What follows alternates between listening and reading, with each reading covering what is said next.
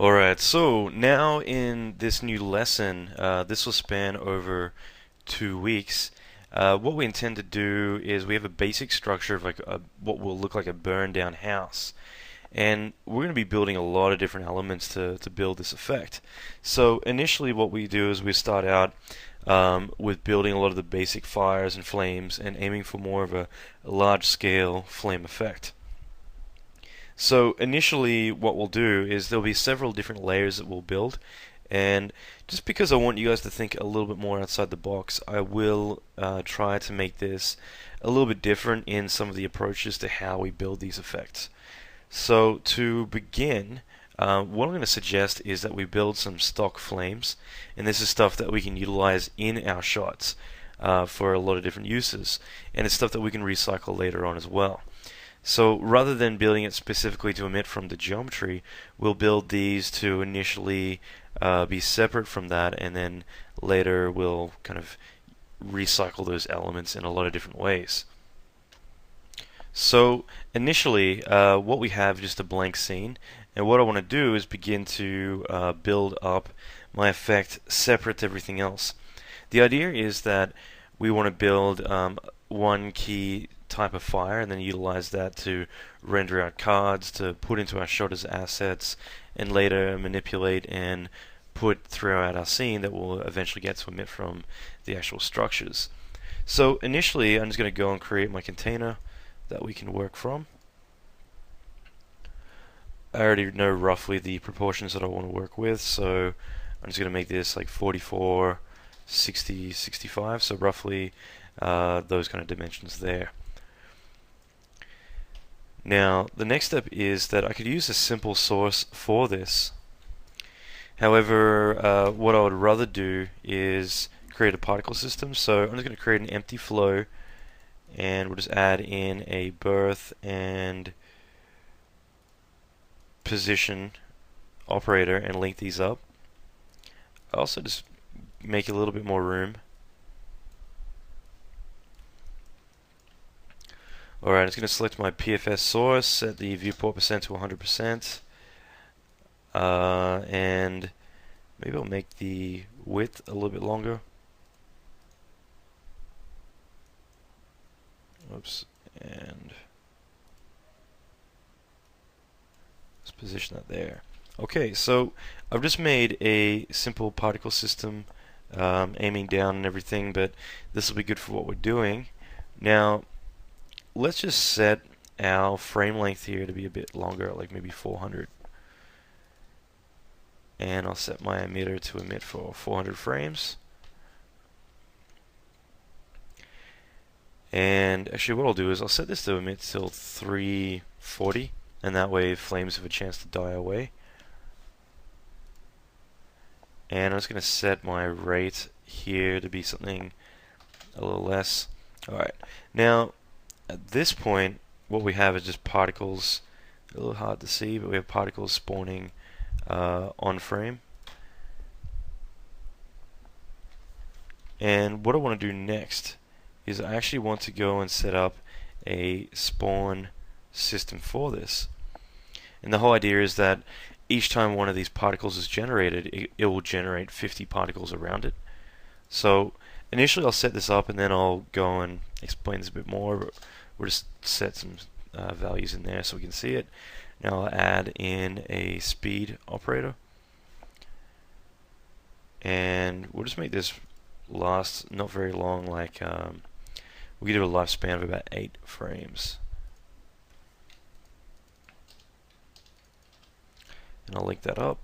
Okay, so now we see we have particles being created.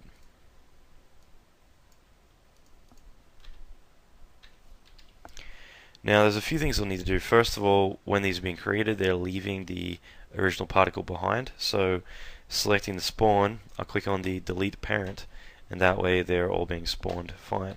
Now, although we can't see it, each one of these particles is actually 40 particles, as we've stated here in the offspring.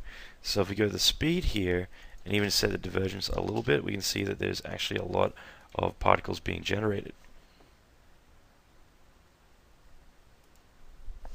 So the next step is that I'm I might set this to be about 50 particles, but I'll go to speed, and in here I can say to change this to icon center out, and that way it's actually shooting it out away from the center.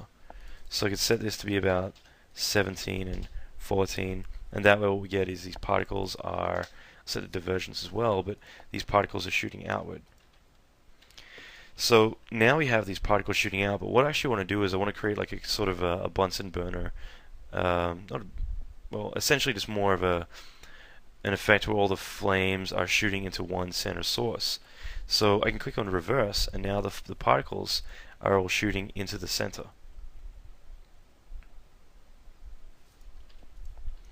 So this is just neat because it means if these were all fuel, it's all shooting into one burning area. So we're getting this accumulative piling up of fire, which should look pretty neat. Now the next step of what I want to do is I want to begin to set this up inside of Fume. So I need to go into helpers and go to FumeFX, particle source, click on that and just drag this out into the view. So now in addition to this, we'll go into pflow, and what we want to do is if we select our particle system, it's going to include the initial spawning particles, and that's not too big a deal for what we're doing because ultimately the particles die as soon as they're created and everything else, but it's good practice if we wanted to limit what is actually emitted from specifically to this event. So I'm just going to go right click, miscellaneous, pflow awhile, and what this is just a node that's created to allow us to specifically add FumeFX to this one event. Now the thing is that this is only applicable to use if you have Afterburn installed, and it's something I came across quite randomly at one point, which was just utilizing Afterburn daemons inside of FumeFX. So this ended up being used in a lot of shows like Iron Man, stuff like that, along the way. So it is a good way to kind of like specify what particle systems get used, but you do need to have Afterburn installed. So by adding that, this treats the event as a particle system. So it means that instead of adding the whole particle system through this daemon here, I can go and add select by name. We see we have two particle systems now. One is the pflow awhile. So by selecting that, it means that this event here is going to be added in. So now if I select my Fume grid,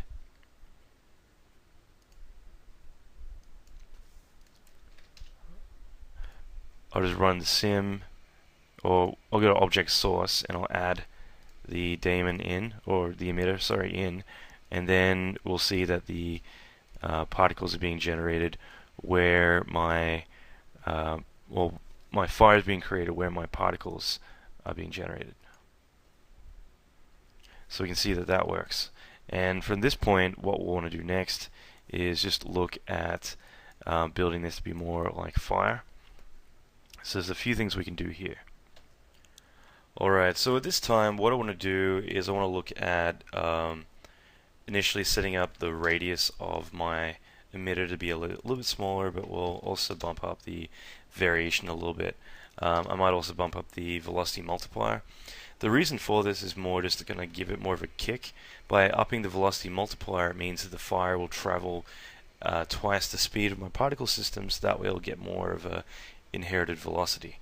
Lastly, we could also like bump up the temperature or whatever. We'll look more into this once we've established the look of it. But one thing I need to do is I want to go to the General tab, and I just want to give this a bit more detail. So maybe lower this to about 0.3 or 0.35, just so I've got a bit more detail to initially play with. Now if I'm able to run sim on this, we'll see that we have fire being generated, and I'll let this simulate for a little bit so we can kind of look at how this looks, and then we'll come back and review it and begin to adjust the values more from here. So at this stage I've simulated only 57 frames, but we get to kind of have a look at the fire and what it's doing, and kind of get a better idea for the speed and everything else. So as we can see, I mean, at this stage it's quite linear. We're just doing the same thing. Working with the basic settings. So what I want to do first of all, I'm going to bump up my spacing rather high, like 30, and what that will do is it'll keep my adaptive grid quite tight to my flames. So that way it'll keep the grid size a lot smaller until it expands out. Other than that, I'm just going to play with my settings, just bump these down. Primarily bump the maximum iterations down to speed up my time a little bit. I can get the advection stride and lower this a little bit, which will cause it to continue having a bit more of a curl and stuff to it. Lower the size a little bit. The reason I'm lowering the size is because it does move very quickly, so this will draw it back 20%. Let's throw in some turbulence, and we'll bring the scale right down. And also set the frames, the cycle a bit higher. So I've just bumped in a few settings here, but what we'll do is we'll review what we're doing a bit more in a moment. But let's say I brought the buoyancy down, because right now it really shoots up very quickly. So let's run another simulation now where we went from the initial basic settings, and now I'm going to bump in a few more to get more of a different look to it. So let's take another look at this and see how it turns out. Alright, so simulated about 70 frames. As we can see, the fire is a bit more natural now. I just turned real time off so we can play this a bit better. So this is playing in slower motion because I've just turned real time off, but we can see we're getting more natural flames to this.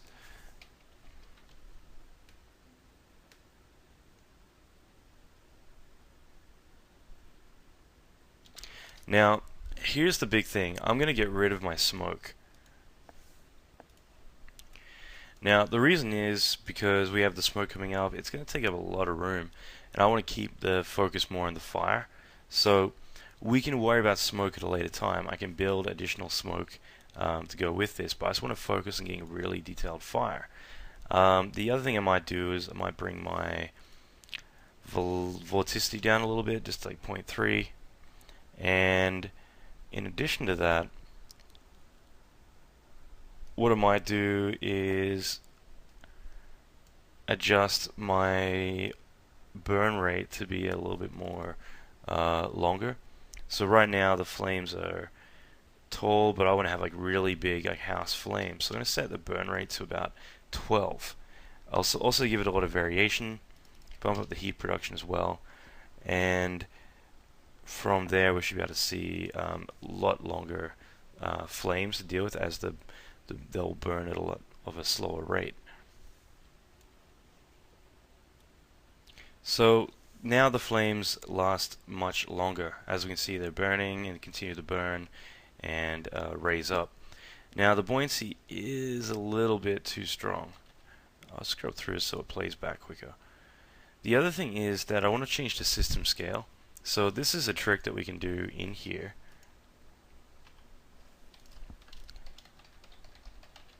And what this does is allow us to internally adjust the actual scale of our fluids, and this gives us a bit of a different look overall. It's a bit of a sneaky thing, but it definitely forces it to treat things at a lower scale. In addition to that, I might adjust my expansion to 1.4, just essentially giving it a bit more of an expansion as it begins to burn. That's the main thing I wanted to do here, is just to that way it'll be a bit more of a fireball overall look. But then we have adjusted our system scale down as well, so we'll run this again and we'll see the result. Alright, so I've just simulated an extra 100 frames, and I'll scrub through this. As we can see, we're getting more of a fireball effect. So, still a little tall. It's not too big a deal. I think it's more to do with the spacing, perhaps. But overall, the fire and the feel of it looks really good.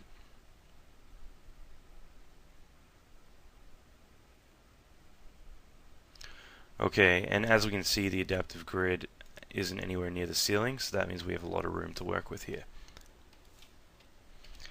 At this stage though, we can do a bit more work on this. One thing I would suggest is perhaps looking at the shader before we do any more work on the actual fire look, just so we can get a better overall feel for the effect. So rather than starting from scratch, usually what I do is I work with pre-made gradients, so that way it's just trying to get the very exact look, color, and everything. Tends to be a little bit difficult to explain. So we'll just right click and load. Alright, and I'm just going to go into here where I've got our gradient. And so as we can see, I've got a lot of variation in color here, and then not much for the rest of it.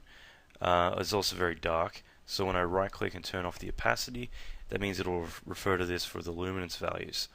So that way we'll get very sharp edges from our effect.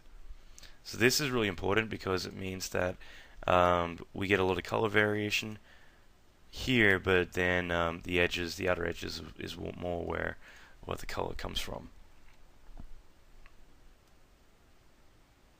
So already our fire is looking really good. And from this point, what I might do is we'll try and add a little bit more detail to this, so maybe 0.28, and I'll run the sim.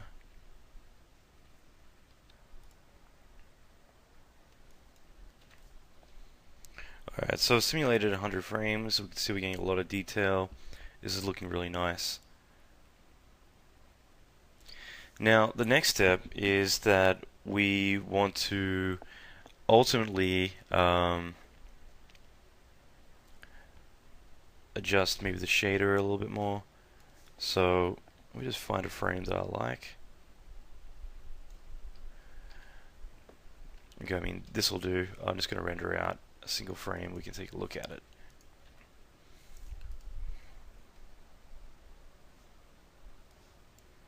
So again, it's not the highest resolution, but we can see we're getting a lot of nice fire in there.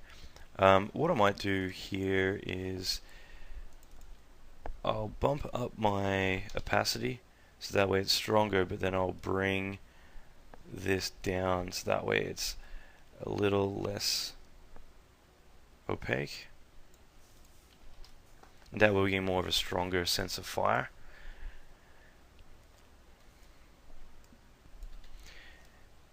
And I'll just adjust the step size down so it samples a little bit more too. Ultimately, what we've done is we've set this up in a way that we have a lot of detail based on what we've put in here, given a bit of turbulence, lowered the vorticity so it doesn't distort too much, it more follows the traditional shape that we want, and we lowered the burn rate, but then compensated for that with the expansion up to 1.4. So this has worked out pretty well. The next step I want to do, like I advise we all save our work so far.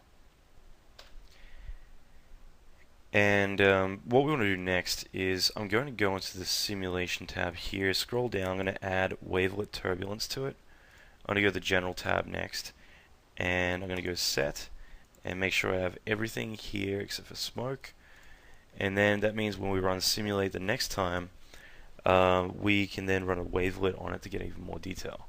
So next step, I'm going to set this to be about 400 and 400, just so that way we can sim for the entire time. Keep in mind that simulation times will go up a lot now, just because we're dealing with a lot more channels that we're outputting. So you can, for the sake of this exercise, lower this to a smaller amount, you know, because we'll be upraising anyway. So that's entirely up to you. And you know, this should be a bit of a long sim, but then we'll run the wavelet and we'll be able to get more detail as well. So let's run the simulation and we'll check out how it. Alright, so I have run our simulation.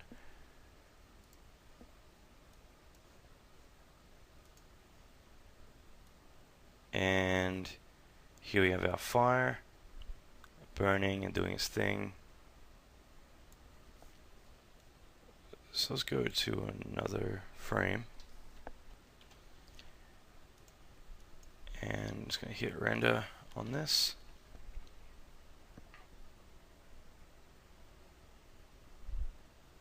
and here's the result. I've actually gone for a bit more detail than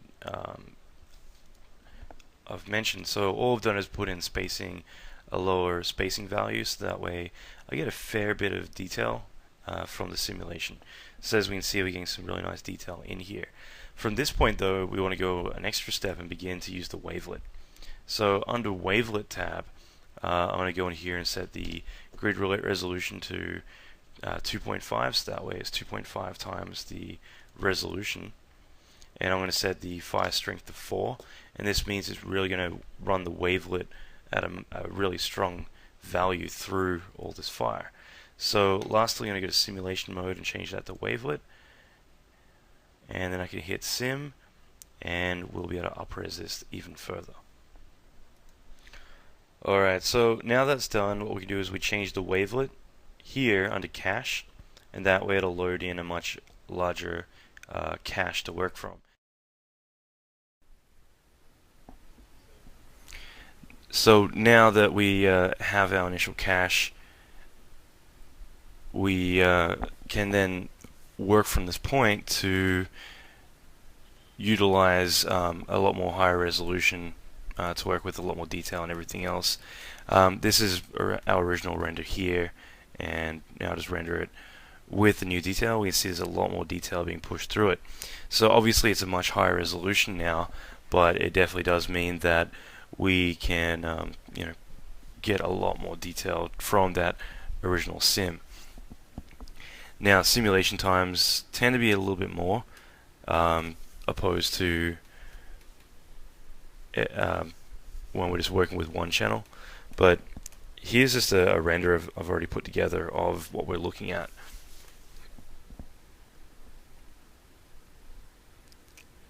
And so one thing to keep in mind is that when we're doing a lot of this stuff, what we want is usually for it to be a little bit slower than it currently is. So that's at half the frame rate. But the idea is that imagine that this is like a very large scale. Like if we had a truck or something that's about half the size of these flames. That's initially what we're trying to get across here, is that we're not looking at a little tiny flame here. We're actually dealing with a much larger scale fire, that's several meters tall. So obviously the resolution and scale, everything needs to match that as much as we can. So it's definitely important to keep that in mind, and that way we can kind of get the most out of the fire that we're developing. The other thing to do is, like, once we've rendered this out, we can actually then build a composite of it. So we'll get into that in a moment, but I just want to talk about ultimately once we build these up, I actually want to utilize these in a few different ways to kind of develop a large amount of fire that we can utilize in our actual effects.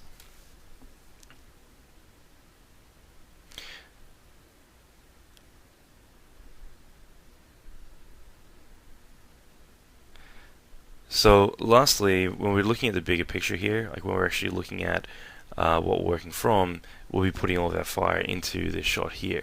So what I'm going to do now is I'm loading up Digital Fusion, and I'm just going to build a composite of the look that we want. So once that's loaded up, I'm just going to click on a loader and bring in my fire and set the right frame length and everything.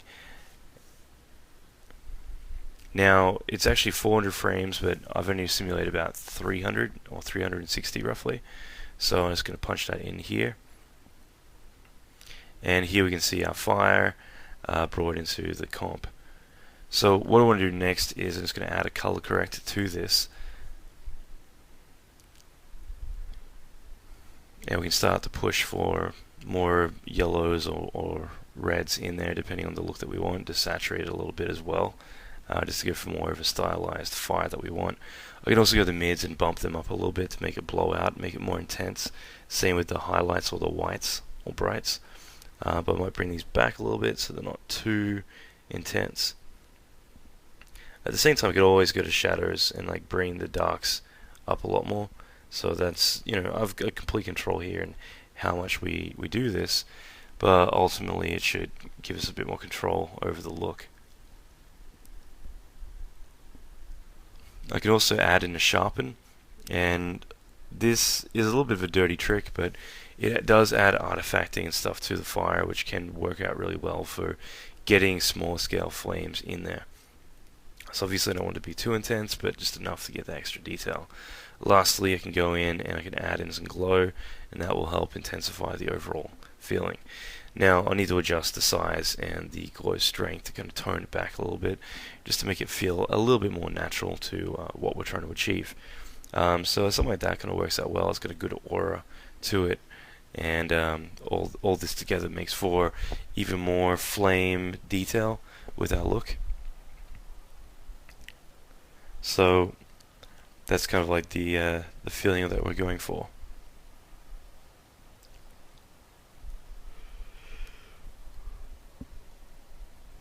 Now if we want to look at these side by side, here I can see the original and then the post-processed version that we've got here. So this is just good because we can see how we're actually getting a lot more detail and a lot more realism from it.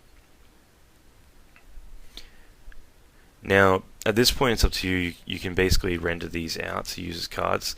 Personally, I'd rather use the original footage for what we're doing, but I just want to point out the process for now, so later we can get into it more.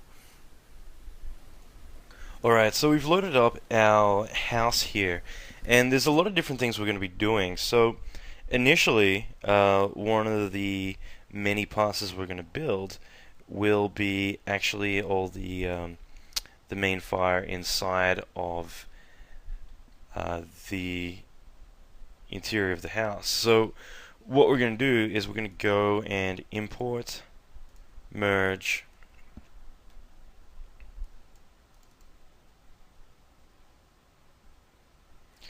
and I'm just going to bring in my fire.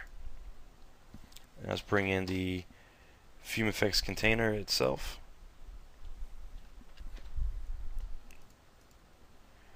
And depending on your size, we just want to scale this up a fair bit.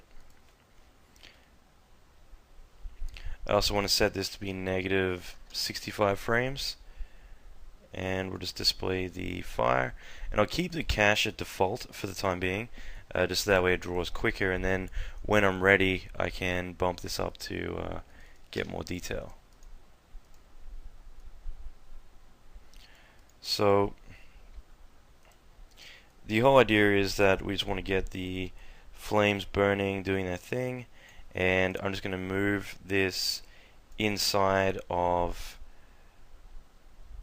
here, and I'm just going to create a few, and I'm going to offset the timing. So I'm going to create another one. And the whole idea is that these ones are going to be more for stuff that we actually want to have interact. So just position these around the doorway or where you want them to interact with the geometry. So right now we have 2, and I'm just going to scale 1 bigger. And I'll change this to offset to negative 108.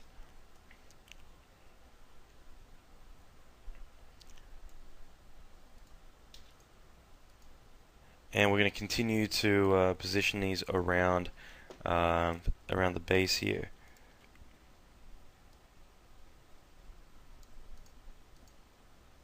And again, this is purely for interaction. We're going to be doing a lot of passes, so these ones are only the ones that we actually want to see interacting with geometry. So I might get another, and I'll move it back a little bit. And I'll assume this is more up above. I'll make this a bit bigger as well. And negative 135.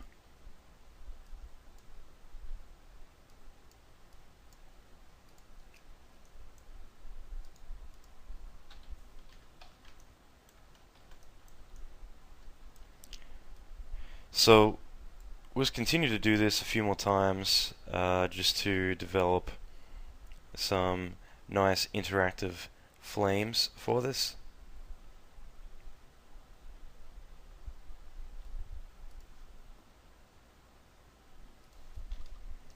185. I'll make this one a little bit bigger, and I might actually put this one down on the ground. So we're just making a lot of big flames around here. Now I might render out one frame just so we can see how this is looking. Now at this point it might look a little ghetto, which is fine. Again, we're doing a lot of different passes, so it's not like we're just creating a few containers and position them around the house, but this is more to allow us to get some interesting and different effects. So I'm going to do a few things. First of all, I'm going to get the fire here, and this one I'm going to flip, and I'm just going to flip a few of these just to kind of randomize it a little bit more.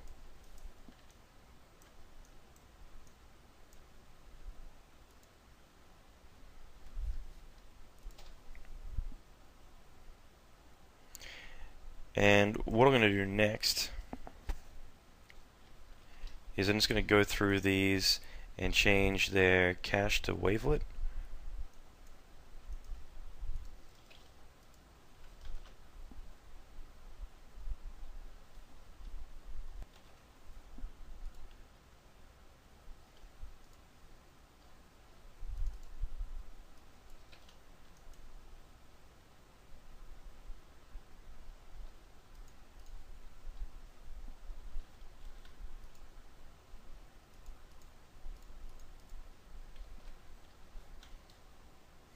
Alright, so that should be all of them. So now that they're wavelet, obviously they'll be slower to refresh, but ultimately it means that they will sim with the high detail, which is what we're after. So naturally we're going to see a lot more detail come out of them.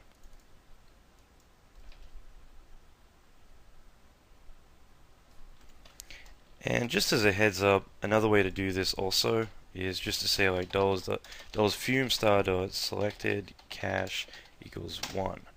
And I'll set all the caches to 1. So I'm just rendering out a frame now with the wavelet set up. We can see we've got a lot more detail. The density is a little bit off, so we might need to like play with the color variations. But the whole idea is that we're getting a lot of these massive flames all over the house. And that's what we want to have, is a lot of fire kind of burning around the base of the house and interacting with everything. So that is like one part of what we're doing. So just to save time here, I might just select one of these, change my cache back to default, zoom in a little bit. Now it's just because we're rendering at this angle, I assume that it's become a little bit too bright, so we can play with bringing this down a little bit, just for the type of fire that we're after.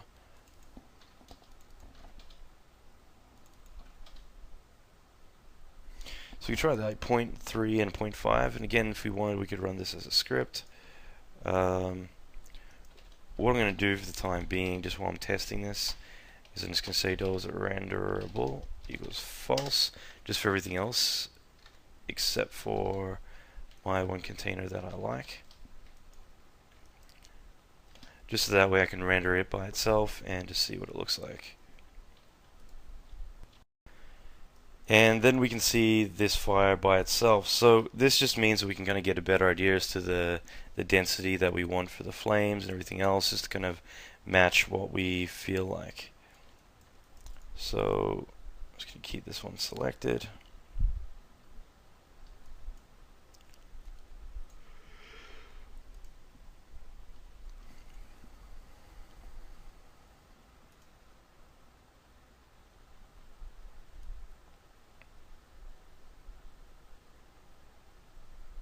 Now we can go for thinner flames, or we can go for much thicker. It's entirely up to us.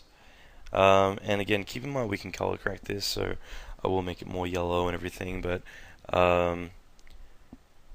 this should do for the time being. So these are roughly the settings that I want opacity and color to be that.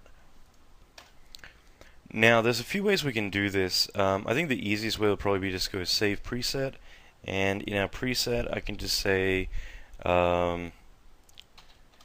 house fire style 1. Okay, and what we'll do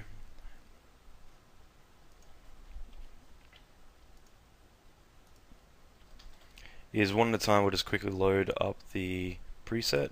So go load preset, and all we need to load in is the rendering parameters, not anything else.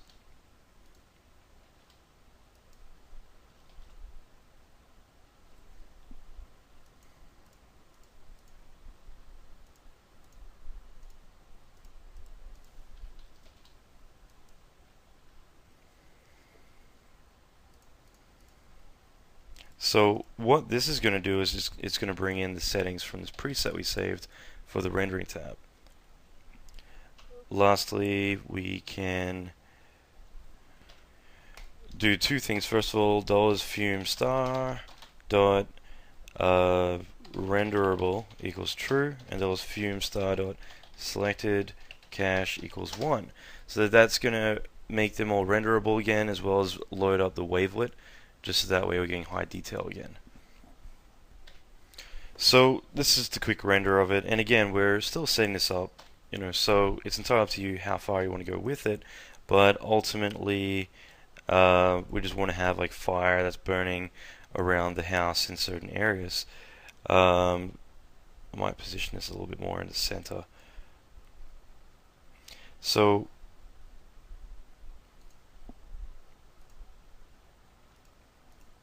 ultimately this is just one of many passes we're building, but we just want to have like flames that sit around the base and fill up a lot of the house itself. And these don't need to be as big as this, it's just more one of the options we have. So if we want, we can bring these down a little bit. And we can cheat a little bit and stretch it if we want.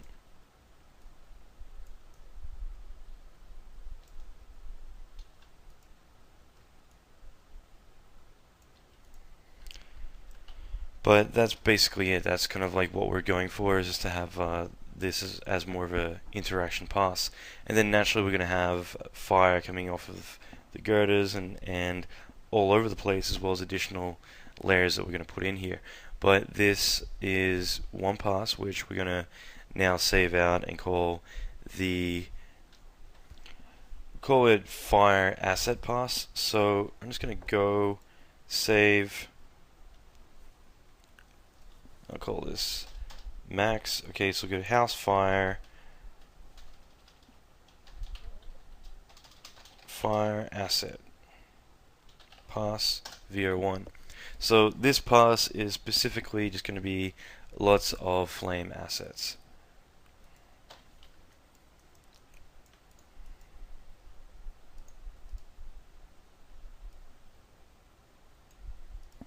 Alright, so that's really good. We have everything we need. You might want to set this one to render in the background if you're lucky enough to have multiple machines. And if you want, you can go and make more containers for this, but just don't go too overkill because the rendering times can get quite steep. And make sure you don't ever hit simulate, just render them, because you need the cache that it contains. So before we go any further, I was going to set my rendering dimensions to 960 by 540, save it out, and then we're going to move on to creating the next pass. So to save time, I'm going to just get my Fume containers, delete them, and save this one as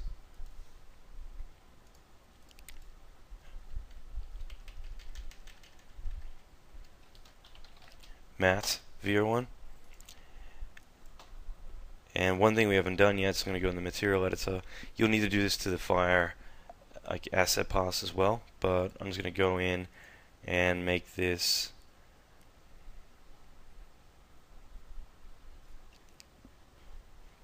a matte material.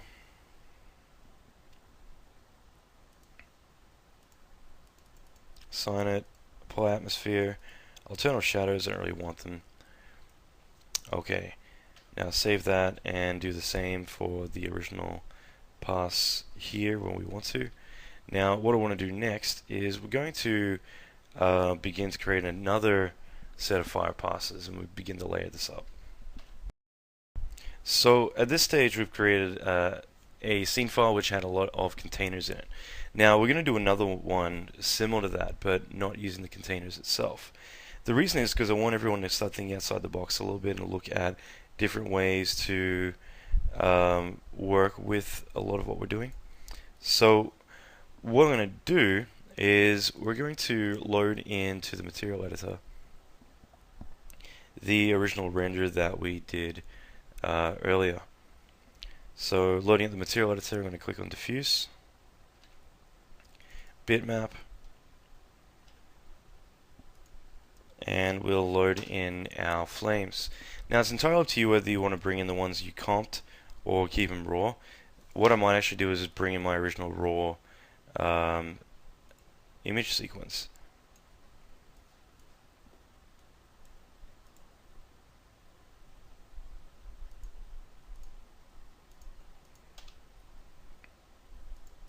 So bring this in as a sequence,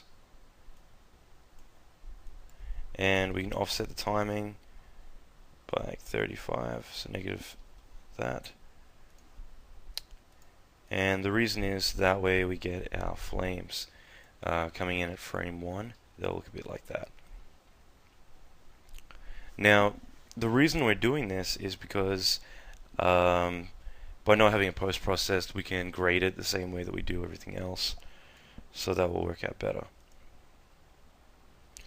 Now there's a few ways we can do what we're doing here. One is that what I want to do is create a pass where it's all fire cards. Now a lot of people are probably going to say, well, you know, this is really kind of old technology by using stock footage of flames and putting them into shots. The thing is that this actually is one of the most practical ways to get a shot done, and the reason is that a lot of people seem to use the latest and greatest techniques for creating all their effects, and they disregard what everyone else used earlier just because to them it's, you know, an older technique. So the thing is that the smart people will use every single resource at their disposal, and that's how you set yourself ahead of everyone else, is the fact that you're able to utilize all the right processes in the right manner. So for instance, I've got this object here, I can assign, and we see that we have a fire card now, and this means that now we have fire which looks exactly like our render of the fire we generated before. The thing is, it's real time. So I'm also going to get this and drag it into the opacity slot, so now we have our fire being generated.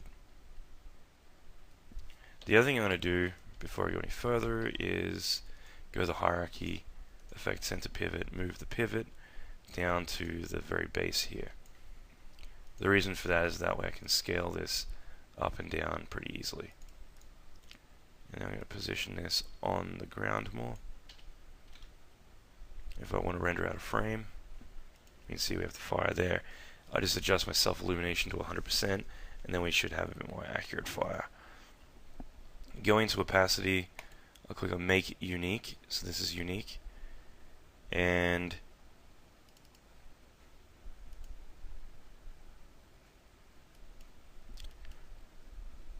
from here what I can do is enable color ramp, and we can bump up the brights a bit more if we want. And we're just doing this specifically to point out that we can make the actual alpha stronger if we want for the fire.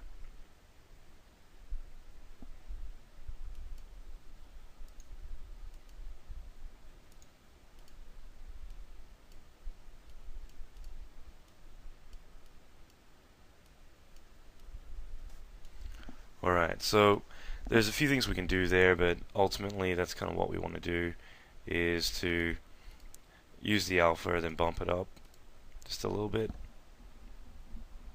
and that way we're getting nicer flames. Now, just as an example, what I'm going to do is I can shift and copy this a few times.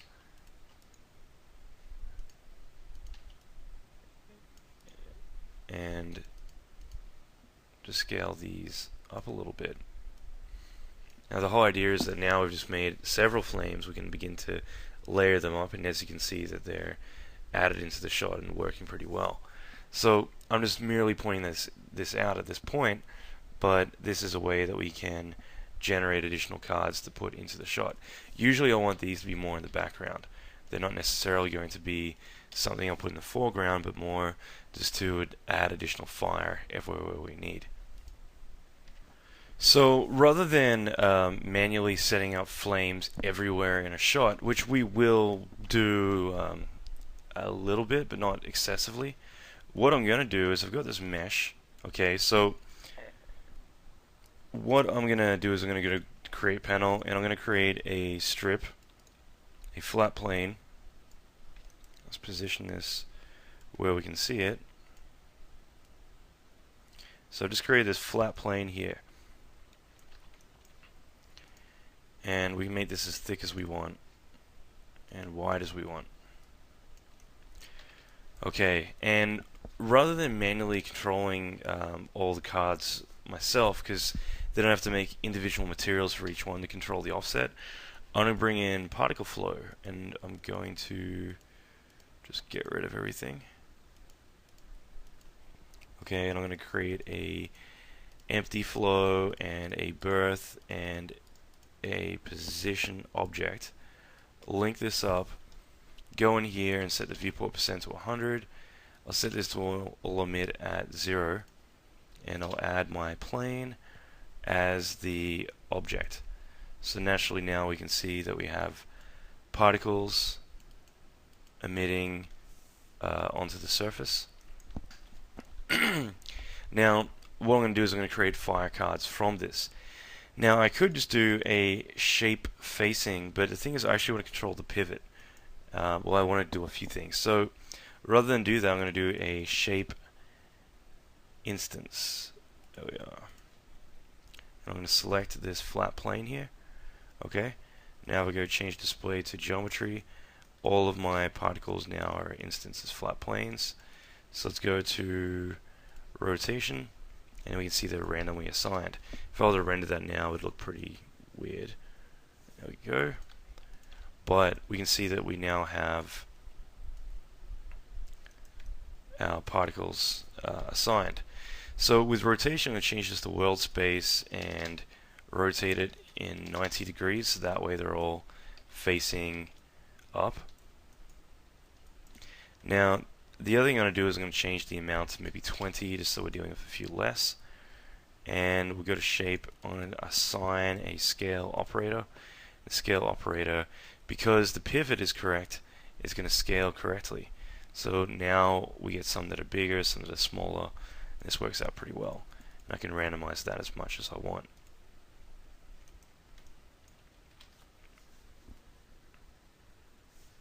Alright.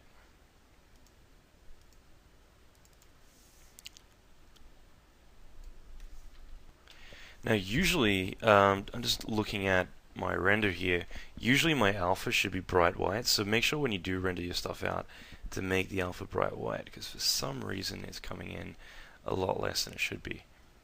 So I mean, I know that I'm just going to drag and erase that, but I know initially we played with the color curve to get that up,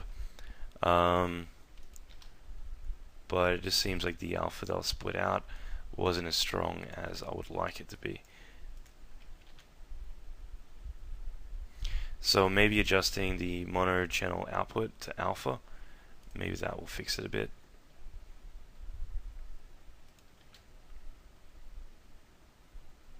So just going into your opacity, just make sure image alpha is set up and then alpha for the mono channel output, and that way we should get better results with this fire.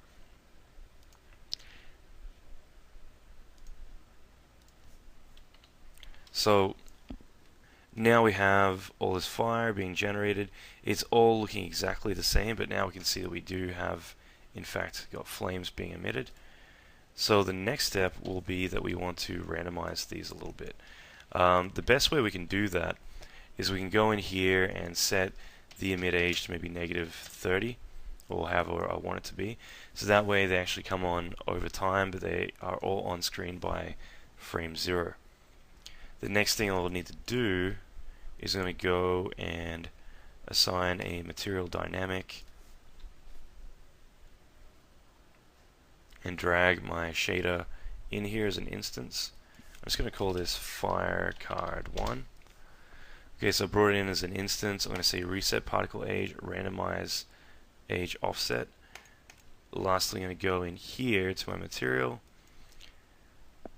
and I'll leave this all alone. I might go to time and say sync frames to particle age. Now this should hopefully allow us to offset it. It's a little bit slow on the viewport, but we'll let it just refresh. And what we're going to do just for the time being is just display this as circles or something, just that way, because it does refresh a little bit slow, this just should make it a little bit quicker in the viewport just for a second.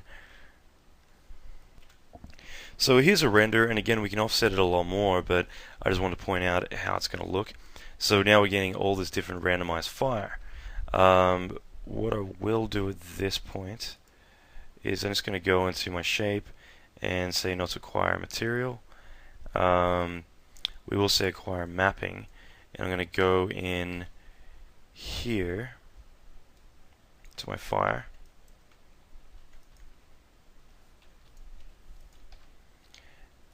And for some reason it's not showing up. Anyway, so I have my fire. Okay, I guess when it's synchronized to the time here, it doesn't display. So that's fine. I'm going to go in here and I'm just going to go a UV map. And I'm going to choose bitmap fit and then reference one of these images. That way the proportions will match accurately to the render I made. Just that way it's not going to fit it to the dimensions of the mesh, but still to the dimensions of our original bitmap. So we have this all set up, and what I can do is go into material, and we can say the max offset can be 100 frames or 125 frames, because we got a fair bit of leeway to work with here. And hopefully if we change this to display, it's not going to be too ridiculous. I guess I need to tell it to show on the viewport if I wanted to do that at this point. But it's not too big a deal, if we want to worry about that later on.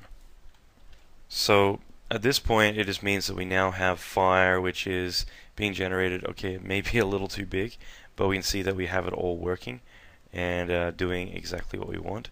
I'm just going to turn off the display and viewport here just so I can get this and bring it down just a little bit. But now we got all the fire working, and we can distribute this however we want. So for instance, this is attached to a mesh,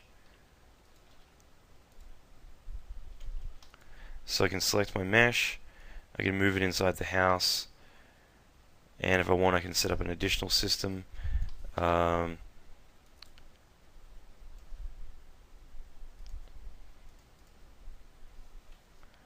Says the face, delete the middle faces, and I can move that over there.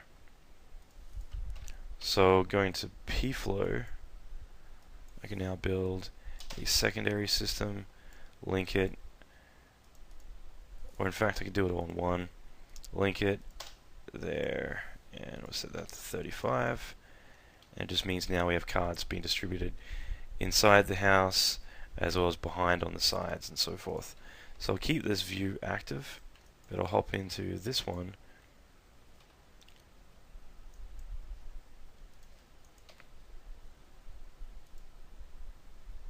And it's going to make sure, okay, obviously didn't add it back in before, so I'm just going to make sure we're emitting from there and emitting from our two emitter meshes.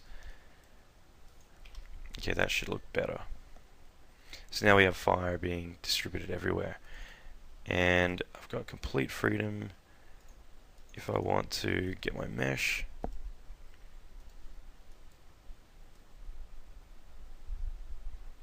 And you can't really see it here, but basically you can see that wherever I move this, we're getting the results I want. So I can move that in and get this one and move it in a little bit too. Suddenly we got fire all over the house, and again we have all the 3D fire which we'll put in the foreground, but it just means that now we have all these additional flames which will be in the background that kind of help add to this. And then lastly we still have this one here. So what I'll do for this, which is the original plane, is actually the instance one. I'm going to just hold down shift and copy it. I'm going to hide the original because it's an instance geometry. I don't really want to change it too much. But I'm going to get this one, I'm going to drag my fire card over and make this, when it does it, what I was going to say is I'll make it called fire card 2, assign it to here, show on viewport. Now what I'll do is I'll go to my material, and I'm going to change time to turn off the synchronized, and that way it should show up. There we go. So now, although I've made the particle system which allows me to distribute a lot better, a lot easier, I can then get this fire here and make my own additional flames. So based on my original render, I might decide that I want to have some additional fire sitting above.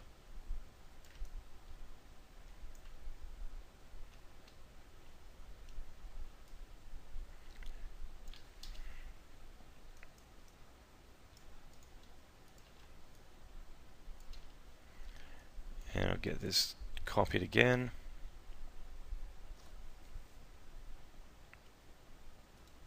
Make this fire card 3. Copy it. Now it's going to go in and go to time and offset this longer. Render it. And it just means that again we can make all these additional layers of fire in there. Now don't worry, we're going to be adding a lot of flames and everything onto all this. This is more background stuff.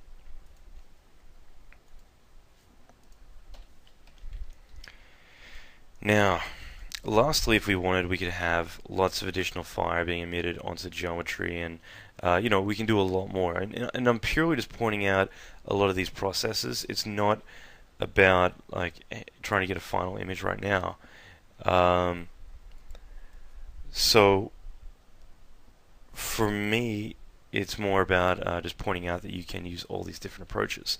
So I'll probably make a lot of more additional small flames everywhere, and those would be more my concentration rather than the big flames. The big flames usually I'd want to be the hero of FumeFX stuff, and then kind of mix it up that way. So that's pretty much it for this week. I want to break this up into two segments so we can really kind of focus on creating all the core elements. So initially this week we're creating the container interactive fire. So initially we create the fire cards, okay? And while on that subject, I might just quickly save this as fire card pass. Okay, but we want to initially create the fire cards, and you can go wild. You can do really whatever you want. Initially, it comes from we create the asset, and like I said, make multiple. I've only made one here because I've really kind of made mine really detailed. It took like 20-something hours to simulate. That is simulate and Wavelet simulate as well. And so I put a lot of detail into it, but then. From there, once you make multiple ones, render them all out, comp them all like we did, and then create multiple fire cards and build this all up. Create little tiny flames everywhere, as well as some of the bigger ones too. And feel free to make them slower. Like the fire I've got here is good. Personally, I would like it to be a little slower. If you want, you can cheat that by adjusting your playback rate here. However, I'm not going to mess with that this time around. So that is my fire pass. Now, Then we have the interactive paths we've built, which is all the containers. Again, use multiple containers, don't use just the same one with offsets. Now put that everywhere as well. So this is a way for you to then get all the interactive layers of 3D in there too. Once we've done that, what we're going to do is next week we're going to start building all of the layers. I'm just going to get this, by the way, and go Tools, rename base. I'm going to call this Fire Cards underscore. Now technically that will rename my instance as well, like the instance geometry I'm using here. So you might want to go in there and get Firecard 01 and call that prop Firecard pflow. Okay. And so what we'll be doing next is building flames that are coming off of the structure in very specific areas, as well as smoke pluming up, sparks. We'll be doing a lot. We'll be layering all this up and doing a lot of interesting things with it. Now, for the time being, I just want you guys to focus on this and really get it to be perfect, and then from there we can go and add more additional layers.